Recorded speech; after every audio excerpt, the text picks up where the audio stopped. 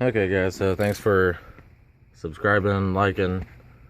Today we have a, what is this, a 99 Dodge Ram 1500.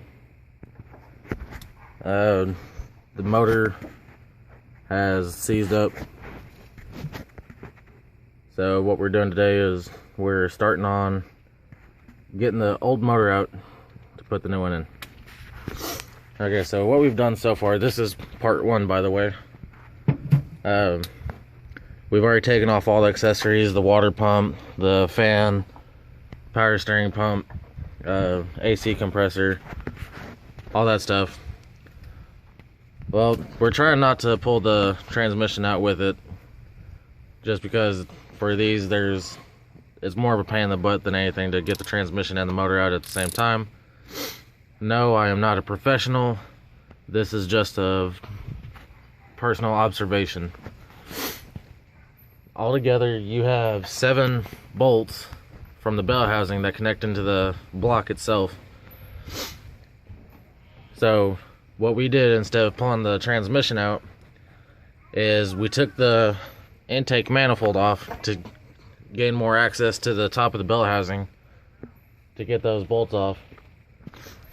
So anyway, we took the intake off, pulled the fuel rails, wiring harness, injectors, everything that's on the top pretty much. We left the valve covers on, and that gives you access to the top 5, where it is a little bit tight, but it's a lot easier than taking off the whole entire motor and transmission.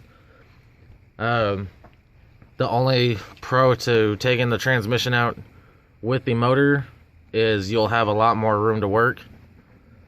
But we're kind of on a time crunch, so what we're doing is just taking the motor, leaving it in the truck, taking the motor completely out, and we're going back through on the back side. Can you reach down there and kind of show them? But back there you can see the bolts, or the top of the bell housing, for where we're taking it off. Give me that sensor, the one that we took off. Now it's over there on the other side. Now just a heads up too, when you take the intake off, there's this plastic piece that sits right there.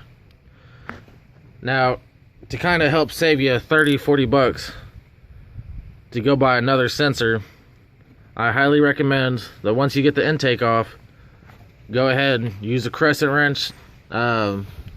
Just from looking at it, I think it's a 21, maybe a 22 millimeter. It'll have to be a deep well socket, and it'll have to be a pretty good size. This piece right here is about 2.5-3 inches long, so you need a pretty good size, or open end box wrench, or a crescent wrench to get that piece off. This is part 1 of the swap, so